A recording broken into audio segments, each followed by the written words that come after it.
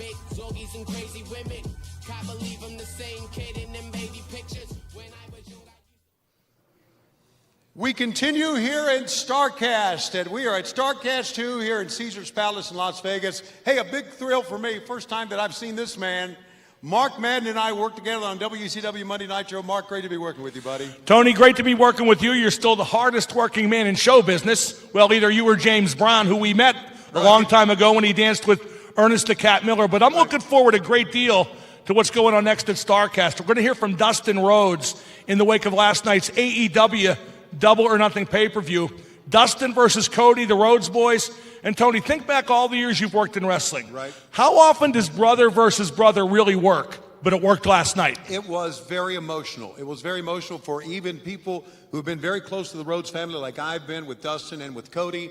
It was emotional for fans who've just been following their career. It was, and I was right there at ringside. It was an unbelievable night of wrestling, and I think it's something that would have made their father proud.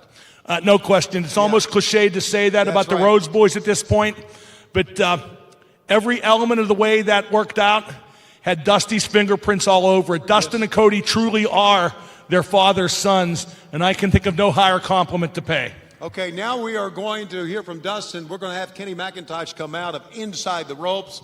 They go all over Europe, all over Great Britain, and they brought such great stars to Europe as Goldberg, Paul Heyman, Shawn Michaels. They have all been part of Inside the Ropes. Now we're going to hear from him right now. Looking forward to hear what Dustin has to say. No question. I'm also looking forward to what AEW and the Rhodes boys have in store moving forward. Let's go now to Kenny McIntosh as we continue here on Fight TV and StarCast 2.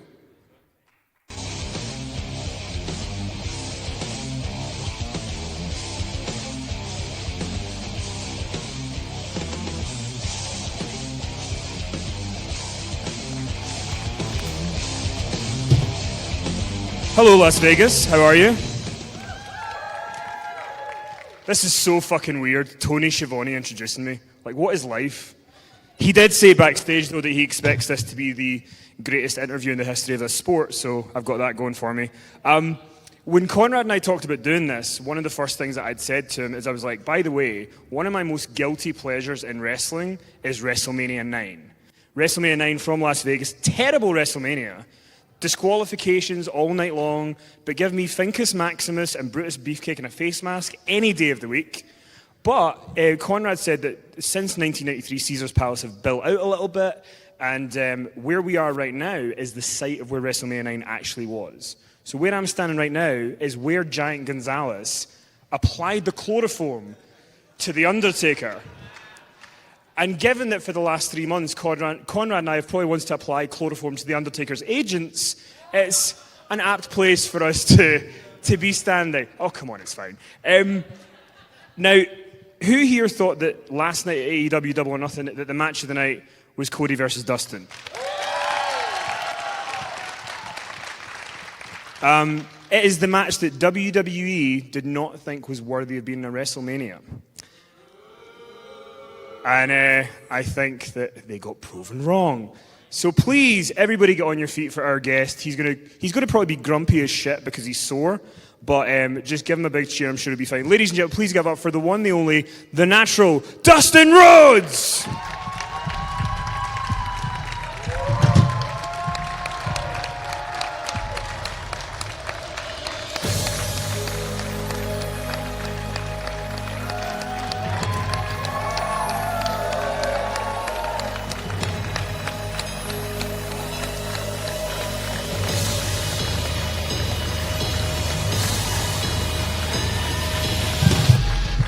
Dustin Rhodes, everybody!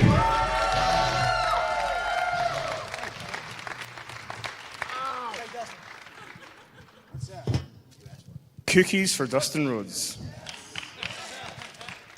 I deserve these.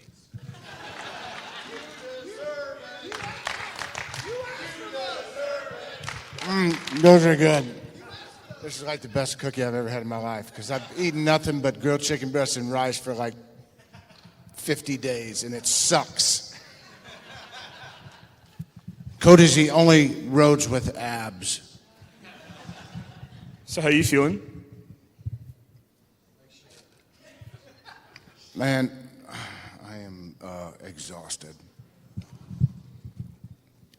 Very, very sore. If I was 30, my body could probably recoup a little quicker, but it's going to take me a few days after this one. I lost a lot of blood. My shoulders are killing me. My back hurts pretty bad. I'm bruised up, banged up, couple shots in my knees last night. 8 stitches. I'm good.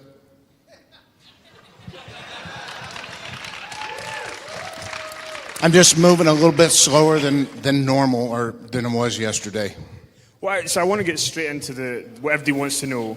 You left WWE and you came to AEW. When did you decide to leave WWE? Why did you decide to leave? And can you talk a little bit about the decision to kind of go on your own? Okay, probably for the last 4 years. A lot of people hate their jobs, and a lot of people love their jobs. And I love I love pro wrestling. Pro wrestling is my first love. And for the past 4 years, you know, with WWE, I kind of lost my passion because, let's face it, you're sitting in the back, you're not doing anything, and it's just really hard. It's frustrating when you have so much to give, but time is running out because you're getting older. And it sucks when you're not being picked and you're pitching these ideas to the writers and the creative and to Vince and to whoever else will listen, but nothing happens. And it's like, oh, we'll just put you in a backstage segment standing in the hall while Goldberg makes his fucking entrance. You know, okay, thanks, I appreciate that, but no thanks. I'd rather be doing something with substance on the show, in a storyline. And whether I deserved it or not, I don't know, but that's what I wanted. That's what I desired. That's where my passion was. And I lost that along the way. And I wanted out. It was hard to get out. It's like if anybody has seen the movie Papillon, it's like prison. It really is. It's one of the prisons that they take good care of you in, but I needed to go kind of do something else, man, because I'd been there for so long, and they had taken good care of me, but I needed to get out. I needed to get out and breathe and try to find my passion again. There's other things I want to do in life, you know, before it just ends, you know, because you never know. We take every day for granted, you know, tomorrow might not ever happen. There's acting I want to do. There's other things. There's teaching, opening a wrestling school. There's all kinds of things that I have in my mind that I'm just creating constantly every single day. And to actually get out and to say, this is my last day with the company, and for it to be done to where I could actually speak about it was a breath of fresh air. And this fell in my lap, AEW, with my brother, because let me tell you something, man. It's when you push for something so hard for so long, and they look you dead in the eye and they tell you that is not good enough to be on the big show. It fucking pissed me off. It pissed me off. It pissed me off because I knew in my heart of hearts they were wrong. They were wrong. And I proved that last night when finally, after years and years of wanting it,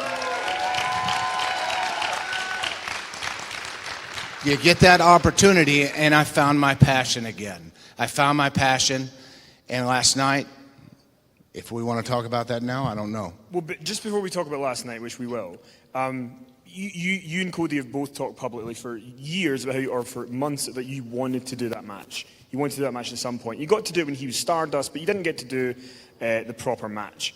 That match was terrible. You want WrestleMania, right? That is the big show. You want to be on that stage in front of God and the world. Fastlane, first year of the pay-per-view was announced. Fastlane, come on, man. And it wasn't a good match. Cody hated it. I hated it. It wasn't what we wanted, right? And do you think, because obviously the thing that was weird was you and Cody became tag champs at Battleground, we'll talk about that later, but you guys become champs. It felt like everybody was just like all about the Rhodes brothers, and you guys were doing this thing, and then they just dropped it. They gave the titles to the New Age Outlaws, they moved on, and then they gave Cody the Stardust gimmick, which essentially was kind of like Goldust Jr. almost in some ways. That was the way that it almost seems like they wanted to portray it. What was your mind process at this point when that's what they're doing with Cody? Look, when you're fighting, WrestleMania season comes upon you and you're tag team champs, you want to make sure you're on that show. I was fighting for that moment because I've been in the freaking battle royals for the last several years, and it sucks, man. I want to have another moment out there, and I know I'm getting older, and all these kids are coming in, and they need to shine, and I get that, and I understand, but they're still not there yet, some of them, and it takes a lot, and I could help them, much like Jericho helped Fandango or something, for WrestleMania. Call upon me to do something like that. Me and Cody are the tag team champions. We had the hottest freaking match on the planet with the Shield and our dad. It was amazing, and that was like one of the top moments of my career. And our run was going so good, and then all of a sudden, the New Age Outlaws, they take them from us going into WrestleMania season. So here I am stuck in the battle royal now. I mean, it's just like that. It sinks your battleship. It sucks. It's frustrating, but you got to keep going and try to stay positive. But after years of it, it gets hard. It gets hard because you have so much more to offer. It's in your DNA. It's in your blood. That's all you know. You love it to death, and then it sinks you, man, and it sucks. It's hard to deal with, and you can deal with it for so long. But like I said, I had to get out.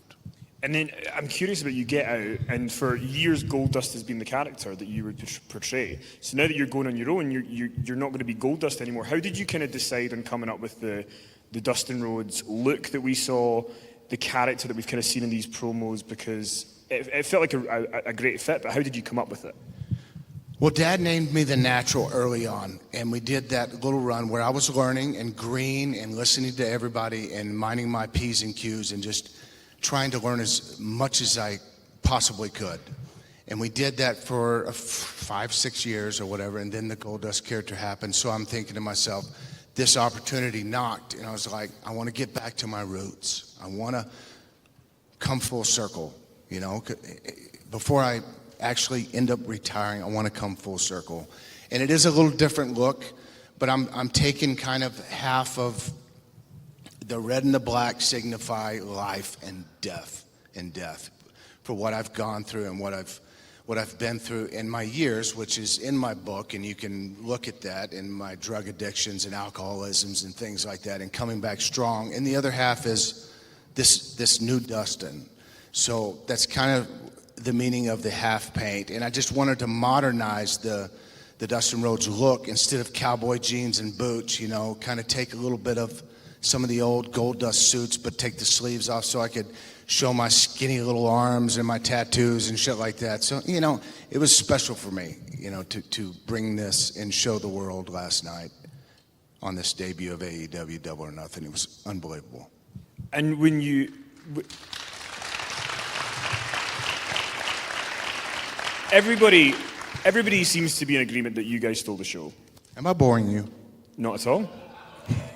But everyone seems to think everyone agrees that you guys stole the show, right?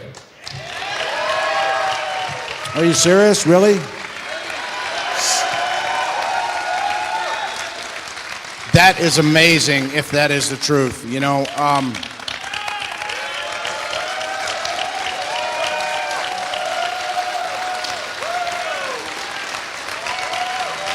A standing ovation for Dustin Rhodes. Oh my God, thank you guys. I am not worthy. But thank you. Sit down, Jesus Christ.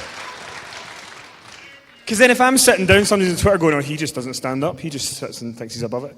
I'm a humble guy, so I'm a perfectionist. And there's always things that I think when I watch myself back, which I hate doing, I could have done this better and this and that. And it doesn't really sink in, but last night did. It really, really did. It really did. I mean, I felt it. The emotions and the story was there.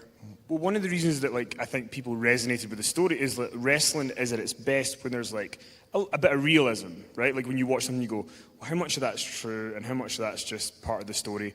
So you've got Cody on one side saying, I want to kill the Attitude Era. You know, they were all going half speed, now we can go full speed. And then you're on this exact stage with a T-shirt saying Dusty's favourite. How important do you think were those elements in building that match? Because it did feel like people were kind of going, okay, well, there's a story there, but did they really feel that way about that? Well, Cody and I have different mothers. There's a 16-year difference. We do not have a lot in common, but I love my brother with all my heart. And I really paid my dues when I started in the business. And I made $20 a night for a couple of years and kept my mouth shut and did my job. And those first 2 years were probably the funnest 2 years in my career. I made no money, though, but I learned because I wanted it and I was passionate. Cody is the same way, but to me personally, he was raised so different. I think Dad saw some of the mistakes that he made with my sister and myself, and try to make up for those with Cody and Teal, my sister. And that's okay. I get that. I understand. I just wish we would have been a little closer. I was there for him on all his wrestling meets and the special things that he did. Not as much as I should have been, maybe. And maybe that's why he was a little upset with me or what. And for that, all I can say to him is I'm sorry for not being there for you more.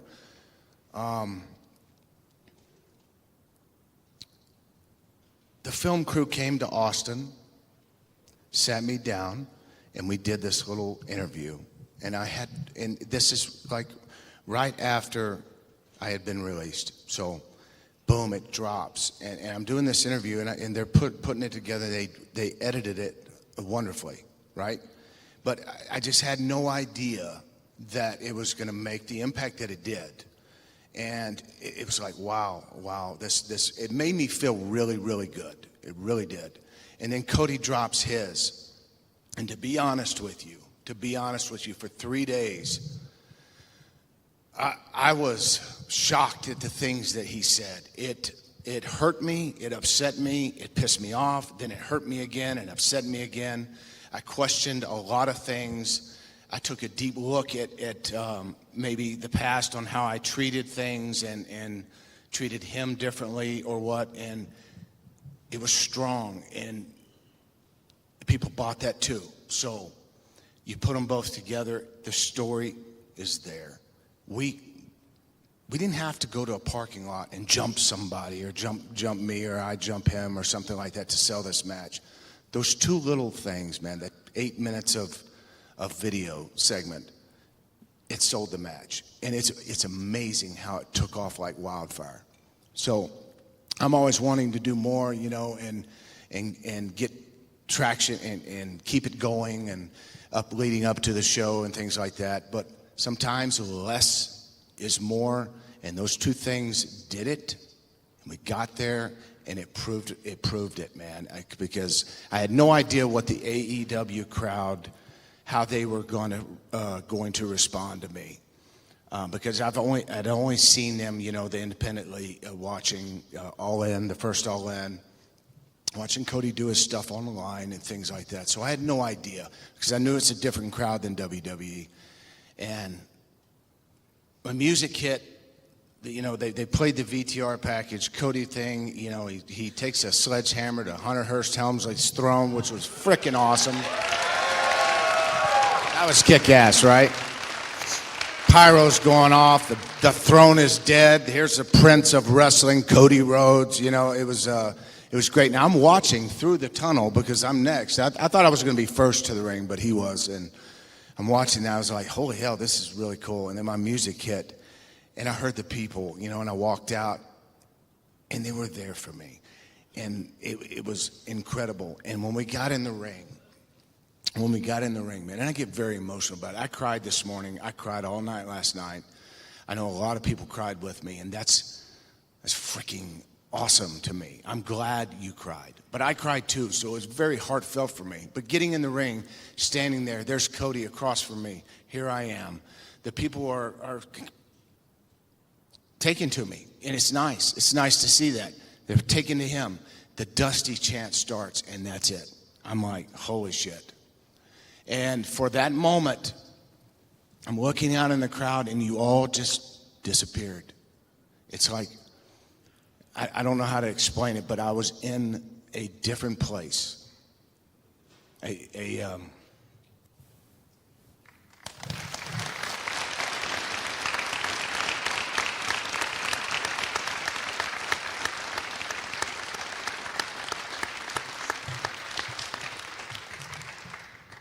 was in a zone that I hadn't been in a long, long time. I could see you, but I couldn't. I could hear you, but I couldn't. I was focused. And at that point, they were chanting that, and they were chanting so many things, and we're doing our thing. I could have missed a couple of spots, and it wouldn't have fucking mattered at all. I could do no wrong last night. Cody could do no wrong. And we went out there and killed it. We killed it.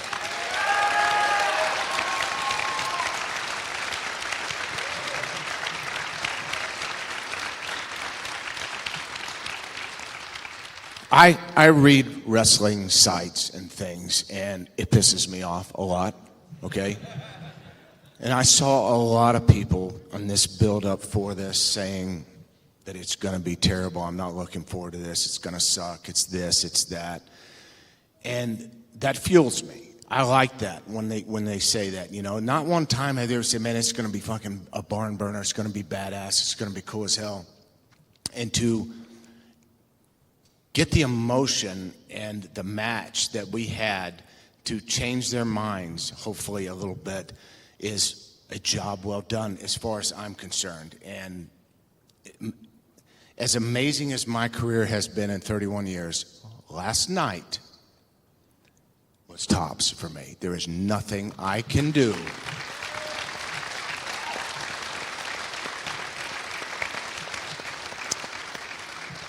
It was the most special moment of my life and my career, and there's nothing I could do that will ever top this. And I could quit today and be fine with it. And Cody had to reel my ass back in for the Young Bucks. Now I'm going to get my ass kicked by the Young Bucks.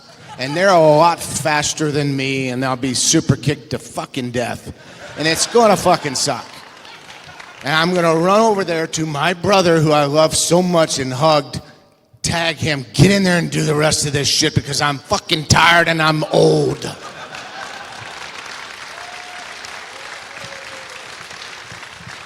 You know, it's funny because yesterday, like, I was on the way to the show, right?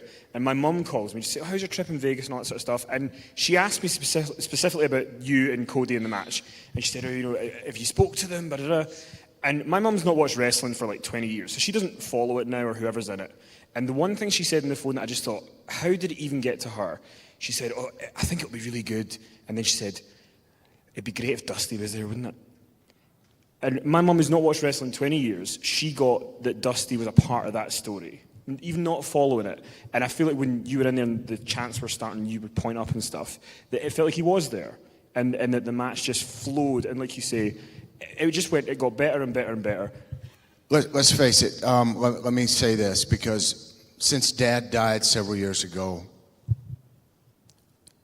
when somebody close to you dies like that, especially like a father figure or a sister or something, a brother, mom, you look for signs during your daily routines and things to see if they're there, if they're watching over you. And I haven't had too many of those. So last night I felt Pops. I felt him. God damn it. I felt him there. And he had the best seat in the house, and it was truly amazing. I know he was grinning ear to ear and having a ball. Proud of both of his boys. proud of Cody for what he is doing, taking on the world and succeeding. And AEW is here, and it's going to be exciting to watch.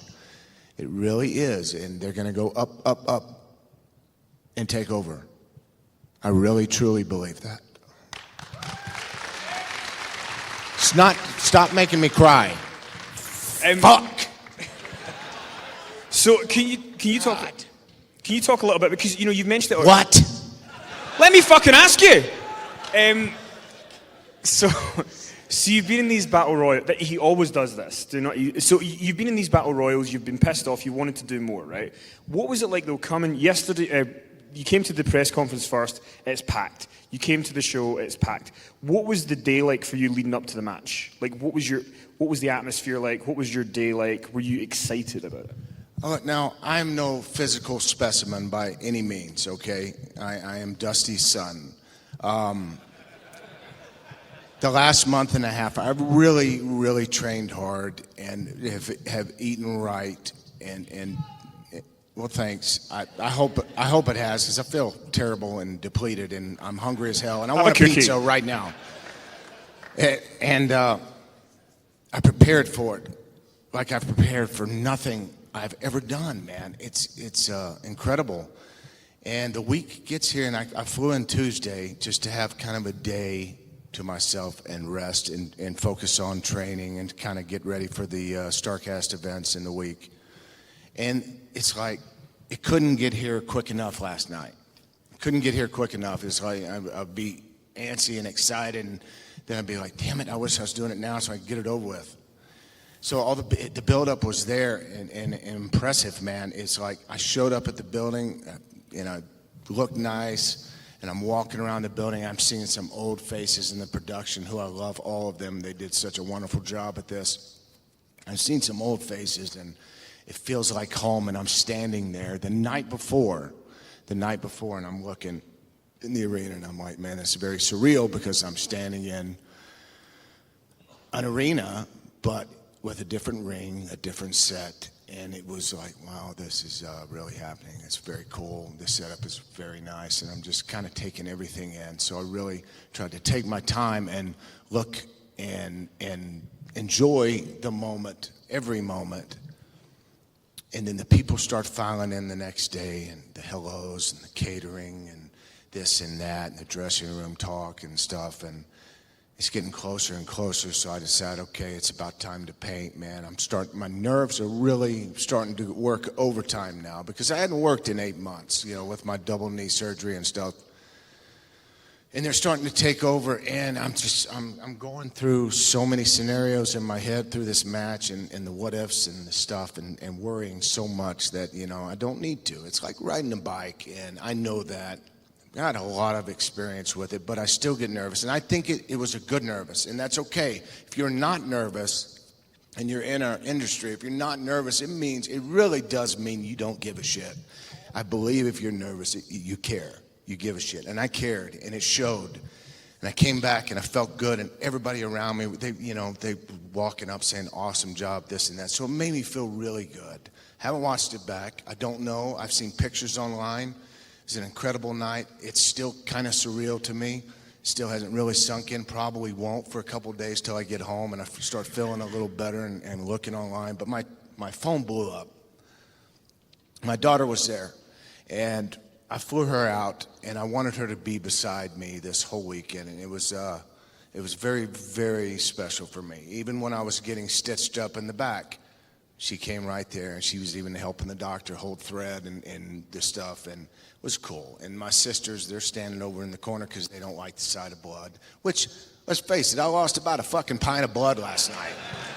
I'm like, it was a little excessive, and I was like, okay, boom, it's going out to my heartbeat, and I'm like, ooh, that's a bad one. And then 10 minutes later, it's still bumping, and the whole mat's red, and I'm just like, oh my God, am I gonna die? So I started going through these scenarios in my head, and we keep going, and Cody's looking at me like legitimately terrified, scared to death, like we probably need to go. And I'm like, no, let's go. We got to. This is our moment. Let's do this. Let's finish this strong. And I ended up. God was watching out for me. I ended up okay. I ended up okay. You know, everything worked out. Now I'm just sore as hell. I'm ready to go home. Want to get in my own bed and sleep for a couple of days. Let's talk a little bit about you getting busted open, and it added to the match and stuff, but how many stitches did you end up having to get? I got 8 stitches. 8 stitches. Dakota was there for it all, helped me through it. He stuck the needle in me to deaden all the stuff, and that hurt more than anything, I think. I hate needles. I hate them, and I get them all the time in my knees and shoulders and stuff. It doesn't get any easier. It sucks. It hurts. I jump. I scream like a little bitch. I mean, it's crazy. I hate that shit. You should see Mark Henry, though, around the needle. As soon as somebody cracks open a needle in the back, he runs out of the room, man. You would have to actually put him out to do any kind of medical procedure on Mark Henry. But it was a good feeling that she was there with me, you know, and getting stitched up, and everybody's checking on me. I'm fine, you know. This ain't my first rodeo. It was a little excessive, yes, but I can handle it. So I was just kind of worried about falling asleep last night and bleeding a lot in the bed, and I did a little bit on the pillowcases and stuff. Took them off because it's a hotel. I didn't want them to charge me. Took it with me. I mean, one of the things about the match last night is you were moving so well.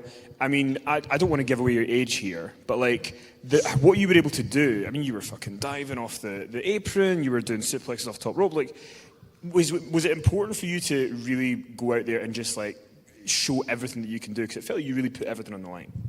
A few of those things, yes. I mean, a few of those things I had done with Cody when we tagged, like the front roll off the apron.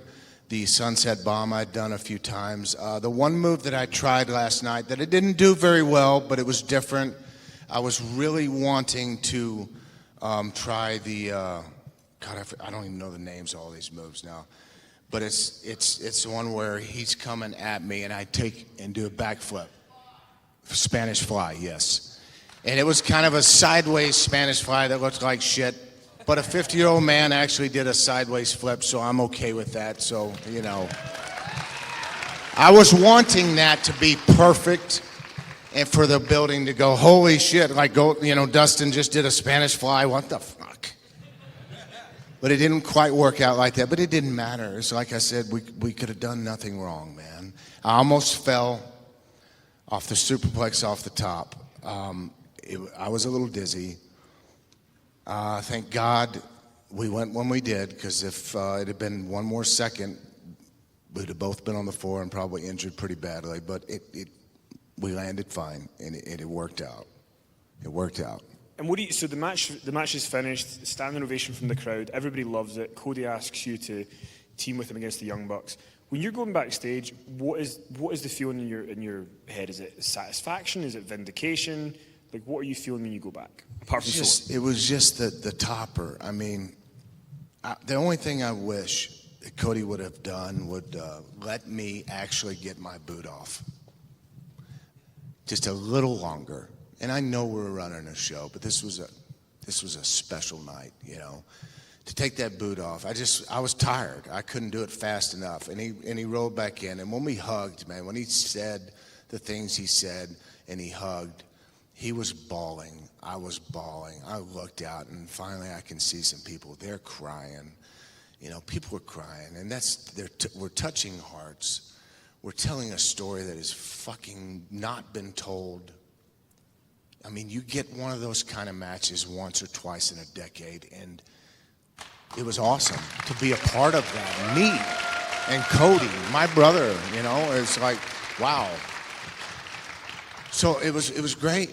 I don't remember walking to the back. I remember getting back there, you know, and Cody going to put his headset on because he's running the show. He's doing his thing. And I'm walking through, and I got to go see the doctor and this and that and come back, and people were like, awesome, Dustin, awesome. And to me personally, I don't think that when people say it's awesome or something like that, I don't look at it that way because I'm a perfectionist. Like I said, I always think I could do something better, but last night I felt it. And it was good that they were saying it, and it was accepting to me. I was accepting it, and I felt good about it because it was good for me. It felt great. It felt the very best I've ever been. It was awesome. That's about all I can say about it. Jesus. It blew me up, man. Come on. So you're in a unique position though, because you were in WWE the last few years. You've been around. You also were there in the Monday Night Wars back in the 90s. Did you ever think that there would be a time again in wrestling where somebody would come up and there would be a real form of competition that could be coming on a network like TNT? Because it really felt like, you know, shots were fired with this event and this weekend. How do you feel about that? Because you've been there. Shots were fired, and TNT 605. I love that. The whole thing, man, the historical stuff back in WCW days. To be on a Turner television again is freaking awesome. It's awesome, and it's good for the business. It's going to be good for WWE. It's good for the world. Competition is always good. Without competition, it's stale, and it gets stale, as you've been seeing. Because me sitting at home, it's very hard. I will watch Raw because I've been a part of it for so long, or I'll watch SmackDown. In the last year or so, man, it's even being there and at home and watching it, it's hard to stomach me, for me personally. It's hard to watch, you know. I watch certain spots. Like, I love Ron Killings. And I think the things he does is very entertaining. And Seth Rollins can work his ass off. But it's like, the rest of it's filler. And they rush through shit, boom, and they throw it and smother people with it, you know? And it's just, I want substance, I want storylines, I want wrestling, you know, good long matches, not 3-minute matches. And I understand you got 1,000 freaking talent, but just put the ones in there that can fucking work. Doesn't matter your age. So what you're saying is you don't want to see Baron Corbin wrestle? I love Baron. I love Baron, and I actually like his style. A lot of people think he's stale and boring. A lot of people think Randy Orton is boring. Randy is the smoothest motherfucker in the business. Smooth. He will not hurt you. He will not do anything to injure you. He is smooth, and he looks good doing it. And that is the key to being a good worker and longevity, is taking your time. And a lot of people want fast, fast, fast, fast, fast. When you get in those main event caliber matches, you don't have to go fast, fast, fast. You savor everything that the crowd is doing. You play off of them. You do your stuff here, because some of the stuff you may have planned in the back might not work in a different town because they're just not buying it. So you got to switch shit on the fly. And if you're a good worker and you know how to do that and you're in that spotlight, it makes for magic. It makes for magic. And Randy is very good at what he does. And I've got to ask you the question, how do you think WWE feel or are reacting internally to last night? Because what's interesting about it is on Twitter, there was a fair few WWE wrestlers commenting about the show. Now, they weren't like hashtagging AEW or anything, but, you know, Sasha Banks saying, "I love wrestling" after the women's match, or and Carl Anderson saying he misses his friends, all that kind of stuff.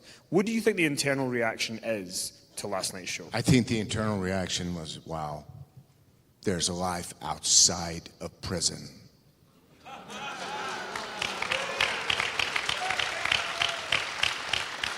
I would say about 30 of the WWE, including employees, texted me last night, and talent, and just saying, "Oh my God, awesome, incredible, I love the show." So they watched it, you know. Everybody watched it. And the people that say they don't watch it might not watch it, but most of them are full of shit if you're a wrestling fan, you know. And it's, I don't know about the boss. I don't know if Vince or Hunter or Stephanie watched the stuff, but I know some of the office personnel did. And that makes me feel good that something else was in the spotlight, that there is life after, or life out of the WWE that is shining. And it was magical last night. And you had all kinds of elements through that show, man. I mean, you had fighting, you had emotional stuff, you had the best of the girls, you had the tag teams that are just going crazy. You had so many different things, and it made for a hell of a show from top to bottom. And why are you clapping on your fucking foot? Clapping, it's the whole thing. Put the fucking mic down and clap. Jesus Christ. I'm kidding. I'm kidding, Kenny. Don't get hot. I'll try not to. I don't want to take you out. I'm too sore right now.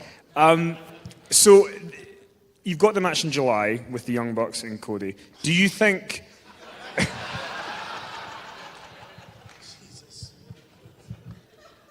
Do you...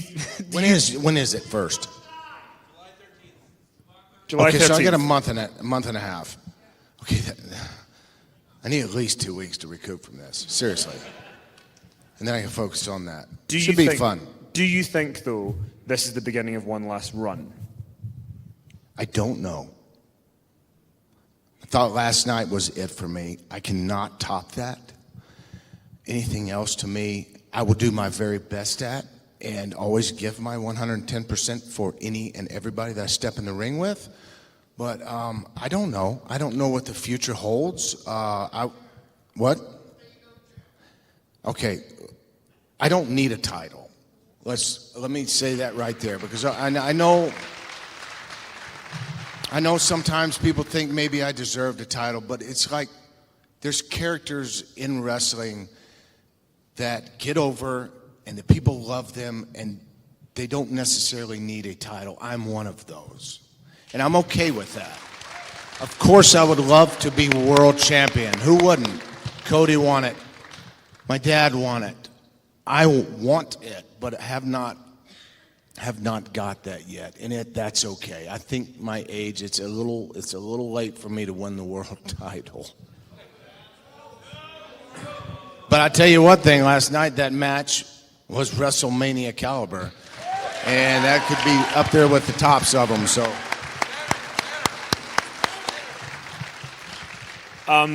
So we are going to take some questions from the audience, but before we do, just let's talk about some parts of your past with Goldust. One of the guests that's been around is Scott Hall, and when you started the Goldust character in '95, it was a very different world, and he famously kind of said he didn't want to work with you because of the character.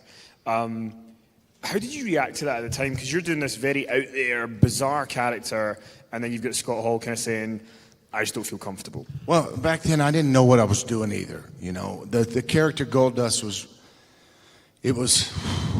out there and way before its time back in 95, 96, 97.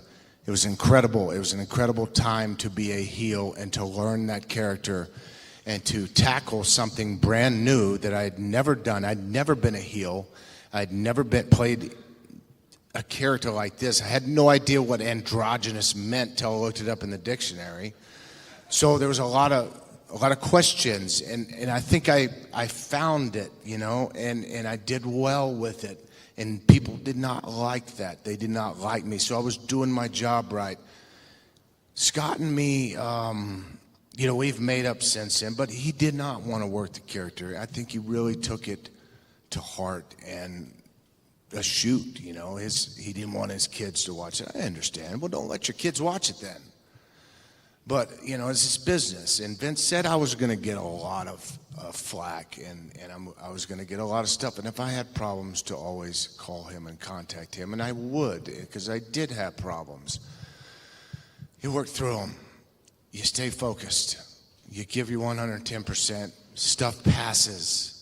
And you go on and you rise up and you get higher and higher, and then it takes on a life of its own. And it was incredible. It was an incredible run. There's so many variations of the character. And I think after the 4 years of the Goldust character, that it had become to where people accepted it and loved it. It was different than the beginning, and it ended the way it ended, but I think the people loved the character. They genuinely loved the Goldust character. And I appreciate that very much. And some of you might not have loved the character, and that's okay. And there's a lot of characters who you can imagine working with Goldust, but The Undertaker is maybe not one that you would think would be a fit for the Goldust character. But you decided to try something that no sane person would ever try to The Undertaker. Could you tell people what you attempted to do to him? Is Bruce Pritchard still here? Is he probably in the building, man? No, he's not in here. But Bruce Pritchard came up to me one night, and this was an angle to start to build up to the casket match. He said, Dustin, I want you to rib Taker. And I'm like, oh, no, hell no. I'm not doing that to The Undertaker first. I don't need my ass whooped. for real in the back here, you know? He said, yes, I want you to do something for me. So he talked me into doing what I'm about to tell you, and it was pretty shocking and scary at the same time. So we go out there. I think we got 2 minutes until break. We get into a position where he's down on his back where he always does a sit-up, right? We go to break. This is my cue. This is my cue to do what I'm about to tell you. And usually with some of the characters, I've been crawling up their legs and around their heads and stuff, all sexual-like and stupid and what the fuck am I doing type shit, right? Well, this instance, we're in the break. He's laying down. I start crawling between his legs. I move him out a little farther, roll up his legs, and I reach my hand up, and I stick my tongue out of my mouth and give one of those big, like, seductive licks and grab his cock. And actually grind his dick. Okay? And I'm looking at his face the whole time, and he's going, he's wanting to sit up so bad, but it's not his time to sit up. So I got him here, and I'm like, well, it's too late now. I'm scared to death, but I'm playing the part, and I'm doing this. You know, Bruce and Vince and them in the back there laughing their ass off. We come back from break. I stop, and I roll off, and I'm sitting there next to him, and he sits up, right? And I'm like, we both did the old head turn and looked at each other, and he had this look in his eyes like, I'm killing you. And I rolled out of the ring, ran to the back. It was over. The segment was over. He came back there. I am going to kill him. Where is he? This and that. And Bruce said, please take. It was Mark. It was just a rib, and he talked him down. But I didn't show up for a couple hours till he was breathing. You know, I was hiding. So it was a scary moment in the business. You grinded the Undertaker's cock. That's okay to say on Fight TV, right? Well, I got told. So, is anybody here from the UK? Okay, so right, you were the only people. So in the UK, you're allowed to say the C word, right? What? Cunt. But you're not allowed to say that here. Say that in the United States. Fight said I could say it. Say that. Fight said I could say it. Not say that word here, man. It's bad. I did say it once. You say that, and around your wife, you're dead. Yeah, in Scottish, I know it's different over there in Scotland, Ireland, England, wherever, but it's like you do not say the C word here. But yes, you can swear on Fight. Huh? It's like you can't say the F word here. F-A-G. Y'all call it a cigarette over there. I'm like, what the fuck is that? I'm going to go smoke a, I'm like, what?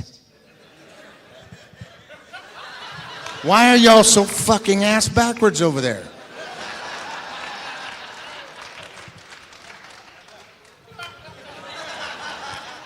I'm in a room of Americans. I'm not going to win this debate. I'm going to move on. I'm sorry. I'm just kidding. The artist formerly known as Goldust. Who remembers that? Nobody. So let's move on to something else. No. We're not moving on from you dressed up as Sable. We don't want to talk about this. What was your favorite one of the artists? Because you dressed up as Dusty Rhodes, you dressed up as Sable. I mean, Google that. If you think the image of him dressed up as Sable, you really need to see it. It will not leave your brain. Yeah, I was about, 280 pounds, belly's hanging out, wearing lingerie, like panties and waist stockings and shit. What the fuck was I thinking, man? High heels. Have you ever tried to walk? I respect the hell out of you women wearing high heels because that shit sucked, and I was like fucking walking all crazy. It was terrible, man. My favorite was Marilyn Manson Dust. That was one of my favorites, and the Crocodile Hunter. So it's a more serious topic now, but on Thursday night they did a panel remembering Owen Hart. And because recently it was the 20th anniversary of what happened. You were there at the time in the company when that went down. What are your memories of Owen Hart? Because everybody seems to love and have a lot of good stuff to say. Any Owen Hart memories you could share with us? Owen was such a genuine soul, man. One of the best people you would ever meet. Would do anything for you. And would rib you to death. He was the king of ribs, man. Him and Davey Boy were both the king of ribs. I remember he was riding with somebody, and it was me, Marty Jannetty, Billy Gunn, Bart Gunn, Bob Holly. We're in a van, and we're driving back from Pittsburgh from Erie, I believe it was. Not very far. Owen pulls up behind us and goes around us, and he opens the window and starts shooting Roman candles at us, down the highway. And they're binging off the windshield, man. It's just like, what the fuck are you doing? We pull over, he lights a smoke bomb, throws it in our car, That's terrible. That is a mess. That's terrible, man. You have to get a smoke bomb in your car. Just little things like that Owen would do, man. At the drop of a hat, you would never see it coming. And it made being on the road a blast. It was fun. Everybody misses Owen. I miss Owen. Great dude, man.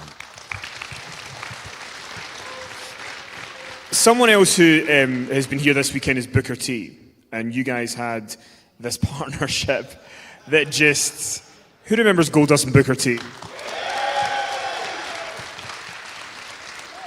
And you would just do this batshit crazy stuff every week. How did it come about that you guys ended up being paired together, and why do you think it just was such a big success? It was supposed to be a one-night thing. The Rock was there promoting The Scorpion King, his first film, and they were going to do Booker T and Goldust at the movies, just a segment of us doing a spoof off of it, kind of just some funny stuff, and the people liked it. They thought it was corny as hell, you know what I mean? But they wanted it the next week, and it only grew into something really special. You would take Goldust and Booker T, complete opposites. You would think these guys do not have any chemistry at all. And we had the very best chemistry probably I've ever had with anybody as far as backstage segments, because they would hand us a script.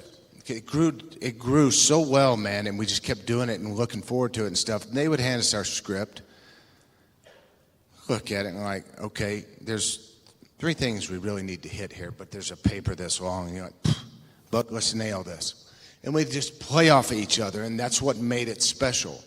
That's what made it special, man. Just he would say something, I would react, he would react. We'd hit our points, but that's what is missing today with the kids. They get a script and they read it word for word. There's no substance behind it.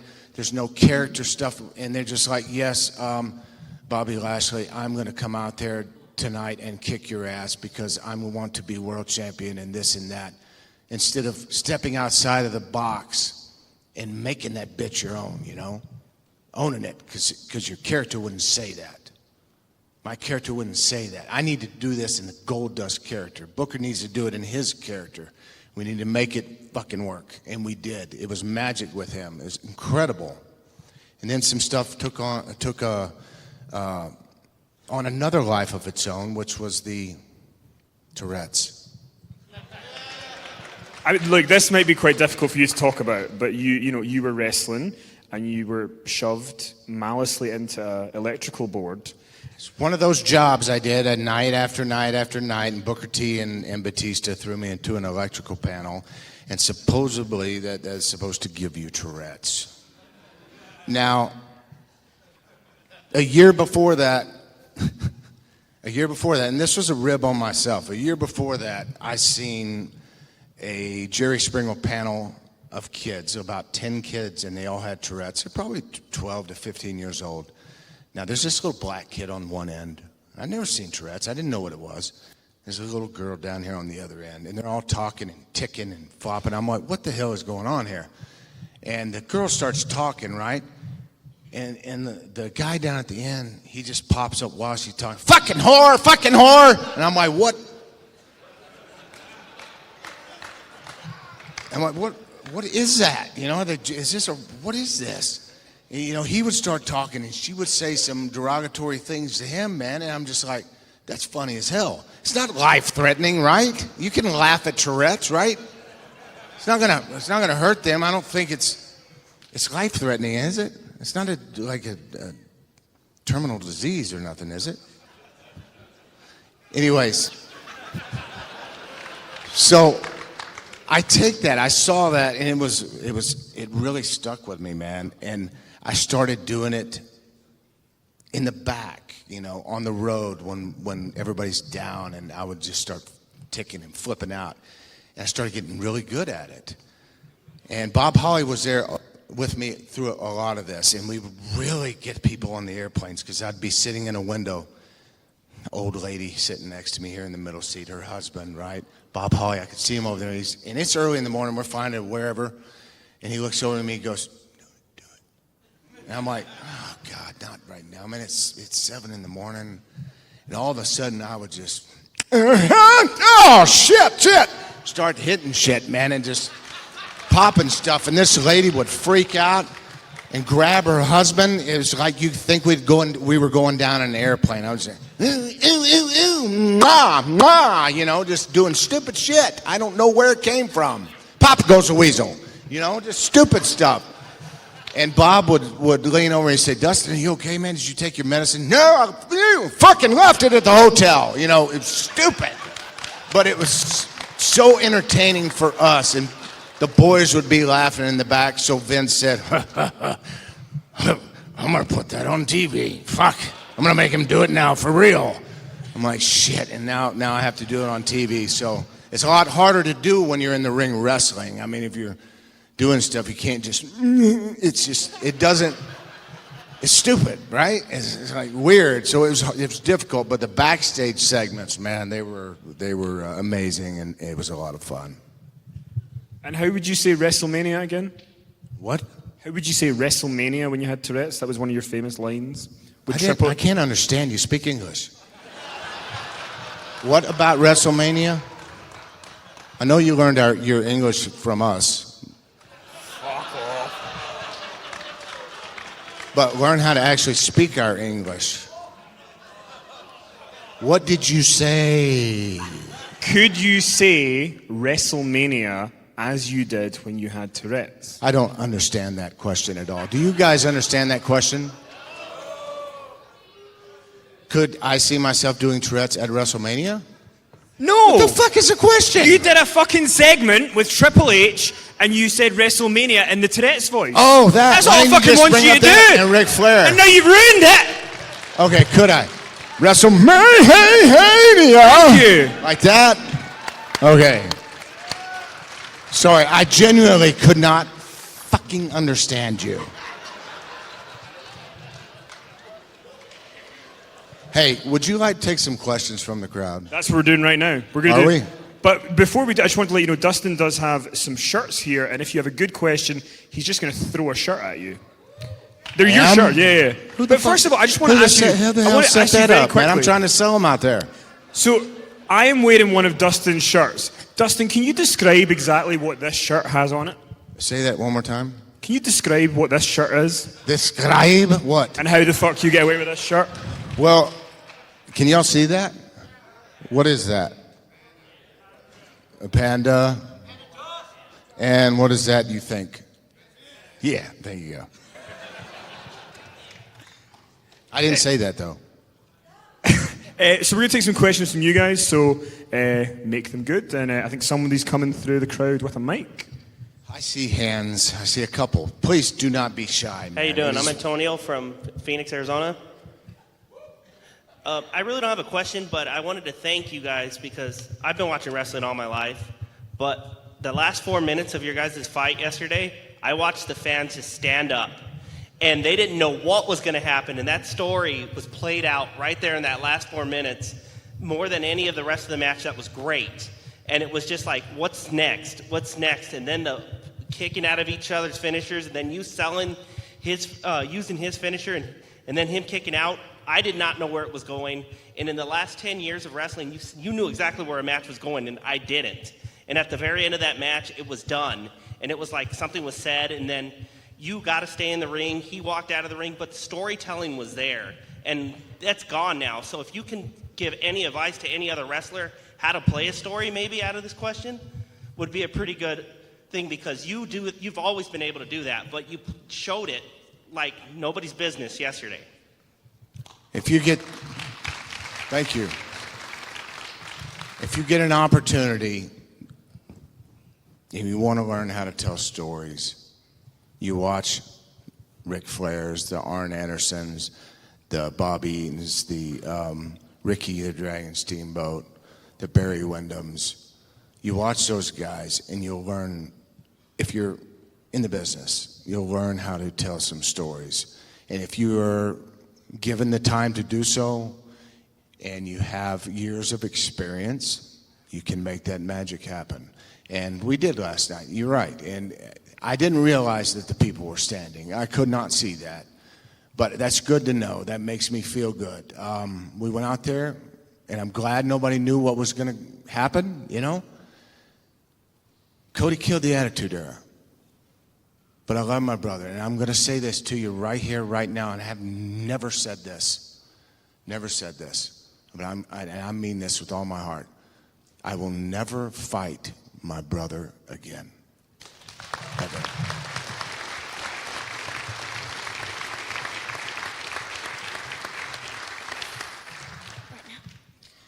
My name's Miles, and I'm from California. Hi, Miles. Hi. First off, thank you for all you've done in the ring. Thank you. And do you know if what the Stardust thing that Cody did, was that planned or was that just? I had no idea what he was going to do. I was on my back. He outsmarted me and threw me down, and he did his old Stardust thing. I'm like, what? And the crowd loved it. And I'm like, oh, okay. Okay, I see how it is now. I see how it is. I thought it was great. Great character moments like that make matches, and him to pull out something like that as a stick to, was good. Is that not worthy of a T-shirt for Miles? Yeah, sure. Miles looked kind of small, though.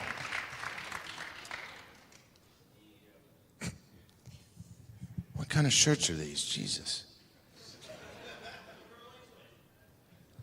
Hold on, guys.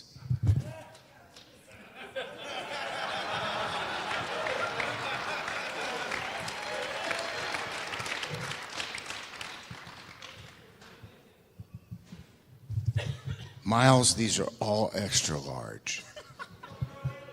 But you can have one if you want. Come get it, please, because I cannot throw.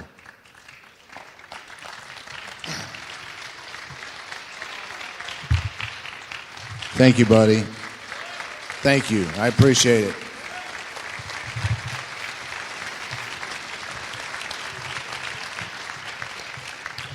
Dustin, I'm Ken, Yes, Ken from St. Louis. I started watching wrestling back before we did the "This is awesome" or "You effed up" or any of that kind of stuff. I will tell you, the first chant I've ever done at a live show was "Dusty" last night. And when you and your brother went to your corners while that was going on and took that moment, can you tell us at all what was going through your mind? And thank you very much. When we both went to our corners before we started, is that what you meant?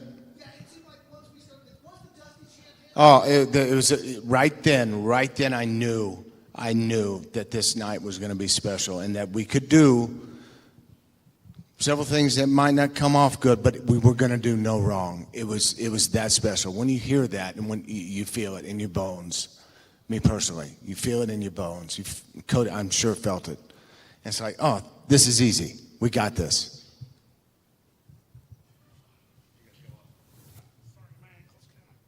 I feel you, buddy. I feel you. Getting up again, God. I don't want to move. I was gonna ask, do you feel like wrestlers today are they held back in WWE wrestling-wise? Because it seems like when people leave WWE and go to the indies, they expand their moveset, they expand their storytelling, everything gets better at that point. A lot of times when you're in that situation in WWE, you're given a character, right? And you do the best you can with it. You don't always have the time to do that, and sometimes they say, no, you can't do that. It is up to me, the individual. If I want to get a character over, sometimes I'm going to have to step out of this box and create some magic if you truly believe in something, and take some heat and yelling from the back afterwards. Apologize later. Make a statement, Don't be scared. Really do something different and recognizable that the world is not going to forget, and you won't forget as your character is evolving and trying to get over with the crowd, because it's very important. If you're stuck in this little bubble and you don't get out, you're going to be stuck there forever, and it sucks. You got to make your character. They can give you the tools, but you have to make it, even if they say, well, you only have this. Take a little extra, you know what I mean? Without their consent. That's what I say. If you get fired, you get fired. Then you go out and you do your thing because you really believe in something.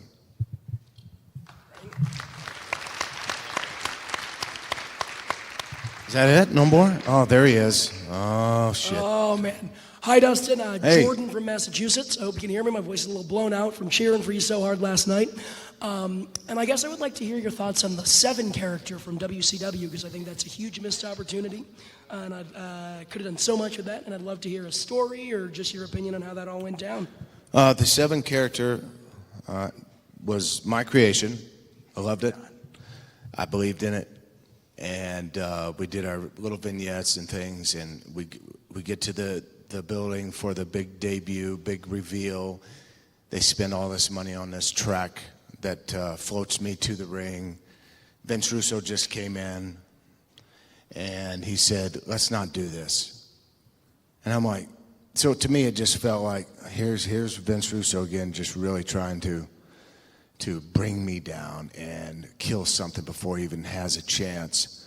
So he talked me into not doing it. So that was the first and last time that I ran that track and floated to the ring, and I cut a promo, and it was a shoot promo. I had feeling behind that promo, and I was mad. But hey, man, you gotta just keep moving forward, keep going on. So the Seven character, I think, could have been pretty cool if given a chance. But hey, man, I mean, you can't look back. The past is history. Tomorrow's a mystery. We have today. Live for today. We have time for more? Yeah, go more. Yeah, do you have time? Hi, Dustin. I'm Josh from Ogden, Utah. You mentioned at the start of the podcast that you were thinking about opening a school. If so, where can I sign up? Okay, let me get to school first. That's always been a passion and a dream of mine to open up a wrestling school, because it is my duty and my job, like the ones who came before me, to pass on their knowledge to the youngsters that want to learn and want to train to become a big star in the business. And we're not always guaranteed that, but I would do my best to help the young aspiring superstars. And I would love to get a school. It is a lot of logistics and trying to. I'm doing a lot of stuff right now. I have my hands in the cookie jar, with several cookie jars. So I'm trying to do a lot of stuff, and maybe too much. You know, I need to focus on a couple things at a time. But hopefully one day soon, yes, I will have one. It will probably be in Austin, Texas. So it's kind of central for the U.S. It's easy to get to. I'm hoping to, within the next year or 2 years, open up a nice school. It's not going to be anything like the WWE Performance Center, but you're going to get some 31 years of training behind it, and somebody who loves to tell stories and can help you with your character in telling stories and selling moments and making people believe, like I did last night, because there's so many people that hate wrestling and do not believe in it. And you can get them to where you had them last night. They're crying, they're believing, there's nothing you have to do. Nothing, and it feels so good. Because I was crying. It was a shoot to me. And the whole building's feeling it. It's great. So hopefully soon.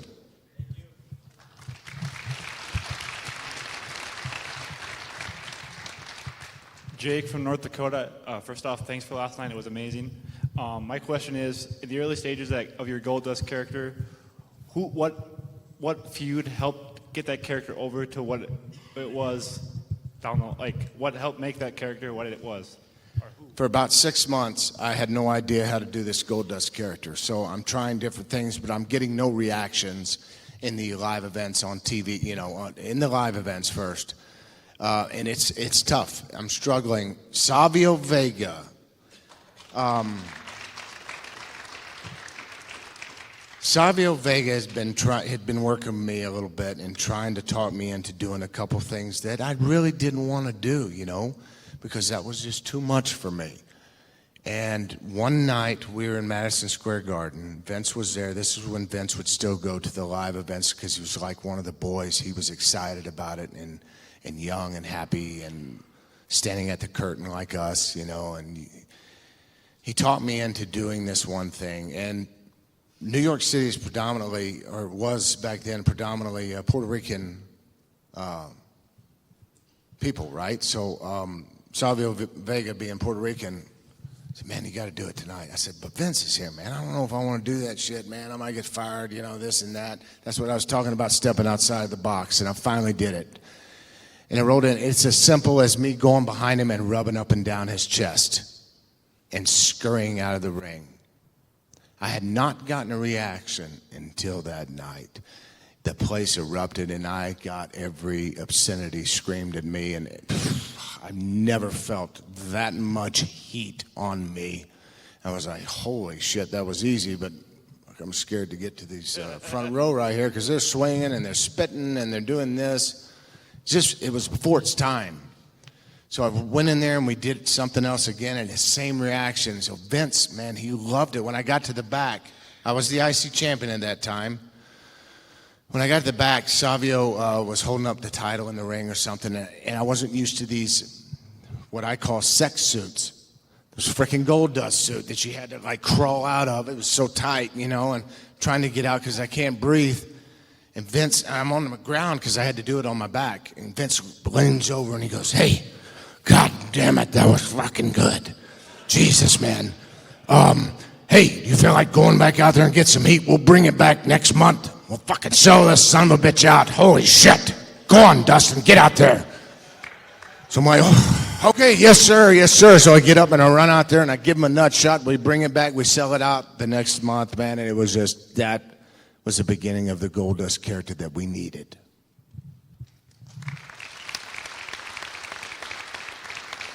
The following comments have not been sanctioned by the New World Order. Neil Pruitt from Evansburg, Ohio, formerly of WCW. Dustin, we're so happy for you and your family and what you've done, sir. We've been truly entertained by everything you've done in the last few months. And is that Neil? Yes, sir. Oh, buddy.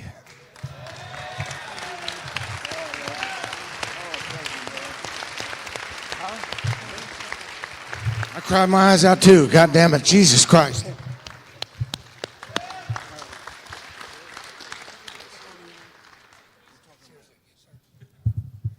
I won't cry again. I'm seeing all these old people, all these old faces I haven't seen in years. Not that you're old, Neil. I'm not saying that. I don't mean it that way. I had a question about how important it was for you to be with Arn and Barry when you started out. Your dad was a genius putting you with those two, I thought. I have 5 teachers in this business.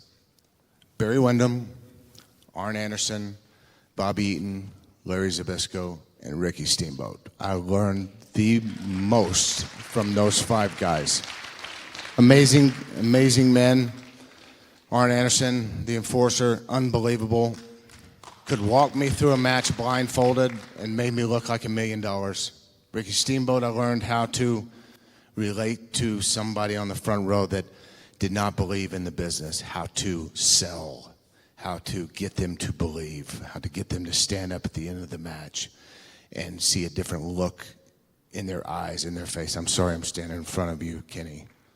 Those guys, man, made it so important for me, and I thank them, each of them, all the time for teaching me. And that's my job, is to give back to the kids that are coming up now, and I'm more than happy to do it. And I think I've earned that, and I think I'm pretty good at what I do, so hopefully these kids will listen and learn. I can't do 15,000 goddamn high spots in a fucking row, though. Jesus Christ, slow the fuck down. I need to breathe.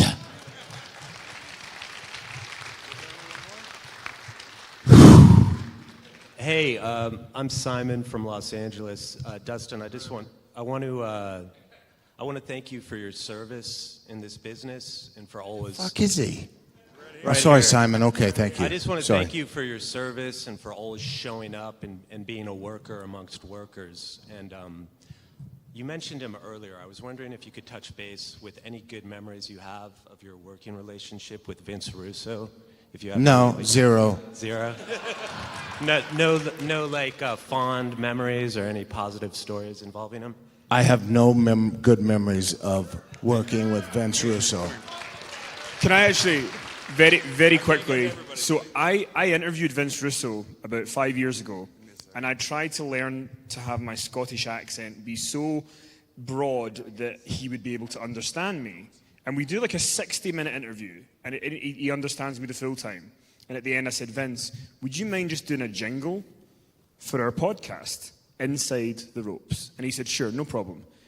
He thought the name of the podcast was Insane Divorce. If that's not the most Vince Russo thing you've ever heard in your life, then I don't know what is. You want to give some shirts away? Yeah, there you go. You Just throw put your them. hand up if you want My to start. shoulders don't work today. And on this side? I think there's two more. Okay. Throw who the shirt? You gave then the one person more. that said throw me the shirt. The shirt. You're not supposed to do that. What is this one? I don't know.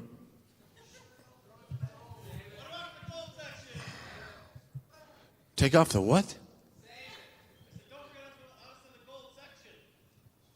Oh, okay, there's one more. I couldn't hear him either. What is wrong with y'all's fucking accents today? Who in the gold section? Where are you? Somebody come get it.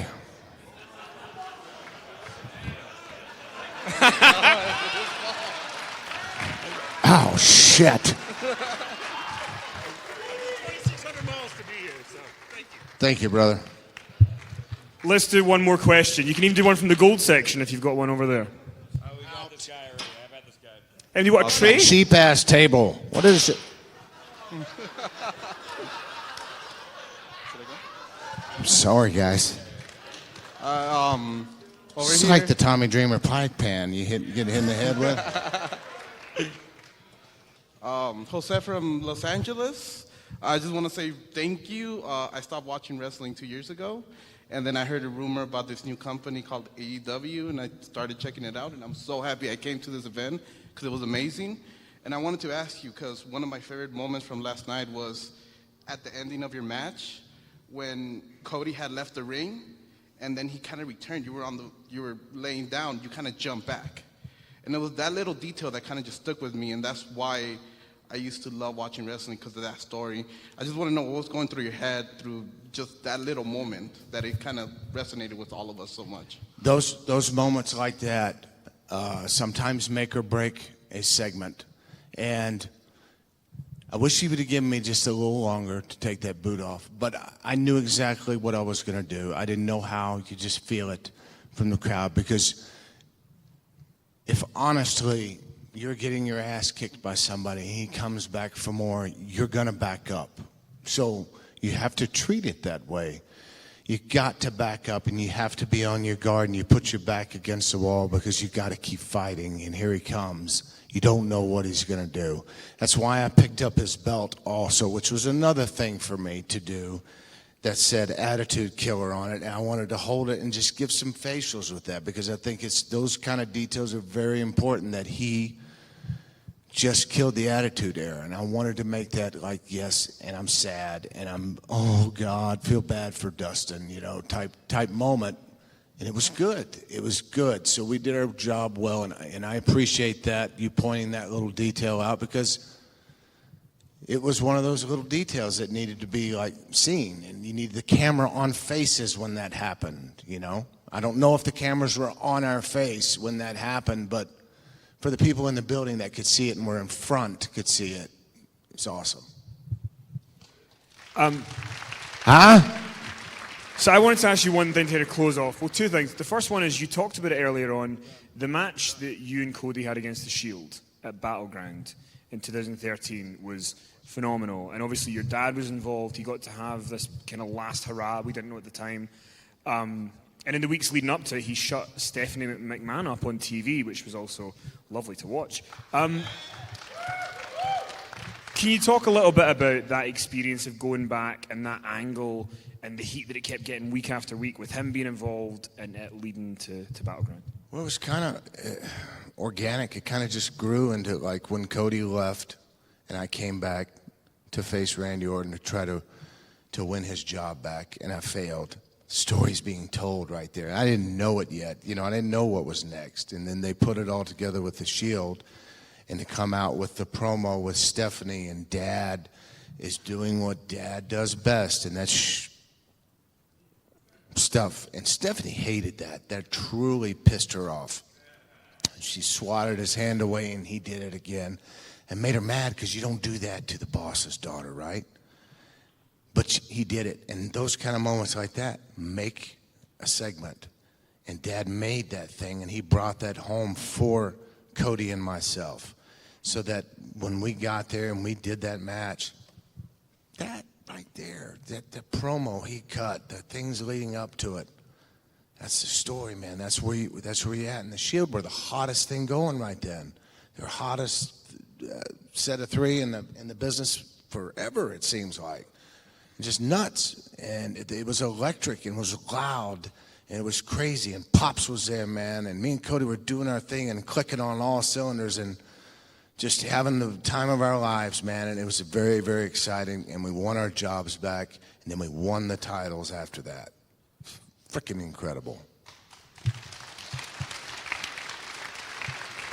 And now that the dust has settled on the weekend, you said before this weekend that your two favourite matches were the Hollywood Backlot Brawl with Roddy Piper at WrestleMania 12. And I have four, actually. Oh, there's four. Okay, so what are the four? And can you rank them, or like where do you sit on? I would say in the early 2000s and then late 90s, it was the WrestleMania 12 Backlot Brawl, and that stood for a while. But also right after that was probably the War Games with the Dangerous Alliance and Sting Squadron. Tops, man. Then the Shield, which took precedent over both of those, for a time being, and now this. This right here is tops. This to me was, and I hate to say it because it's AEW, this was a WrestleMania moment for me. The moment. And fuck you for not letting me have it at your company.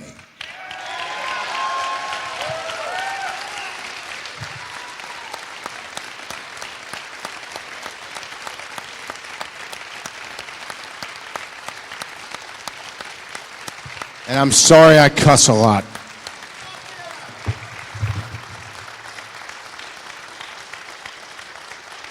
One last thing. I do just want to play a very quick game of Shag, Marry, Kill, if you don't mind. Very quick. So I'm just, the criteria... Wait, what? Shag, Marry, Kill. Who's Maddie? Mary. Shaq, Maddie, and You know exactly what I'm saying. Okay, so let's pick three champions. You have to be a champion to be in the list. R-Truth, Vince Russo, and Vince McMahon. Oh, I'm answering this. Okay. With reasons. Fuck, marry, and kill, right? Truth, Russo, and McMahon. What?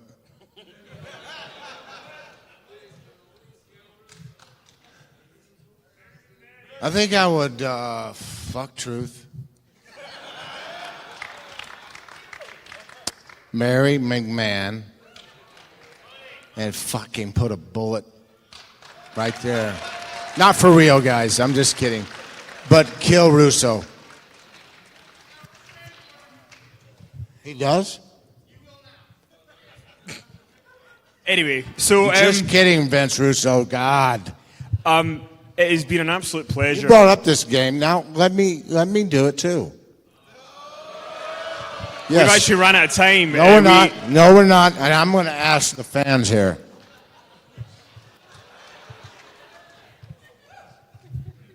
Please be kind. Okay. Give me somebody.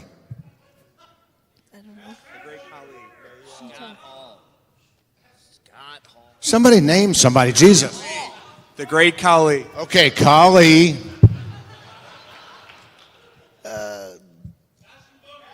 Bastion Booger. Bastion Booger. Hulk Hogan. Hulk Hogan. Oh, boo. McKinney loves Hulk Hogan, guys. I don't share all his beliefs. It's not my fault. Okay, Bastion Booger. Who else was it? Khali. Good God. Oh, my God. Let me tell you something about Khali. Khali would get lipstick, and he'd put it on his chest. That was his tanner. And probably one of the stiffest men in the business. Fuck. Brutal. I mean, obviously, I'm going to have to kill Bastion Booger. I mean, he's already dead, but I'm going to have to kill him again because, well, look, he was very smelly, so like, that's not, you don't want to do anything with that. I would shag the great Khali. Me shagging him, not the other way around. And listen, Hogan's got that Gawker money, so I am set for life, Hulk Hogan. I'm in. Yes, I'll marry you. Did you guys enjoy last night and this whole weekend?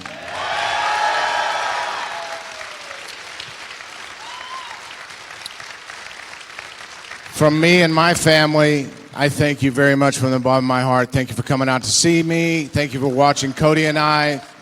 Thank you for your support always and continued support. I appreciate it. God bless y'all. Thank you. Good night. Dustin Rhodes!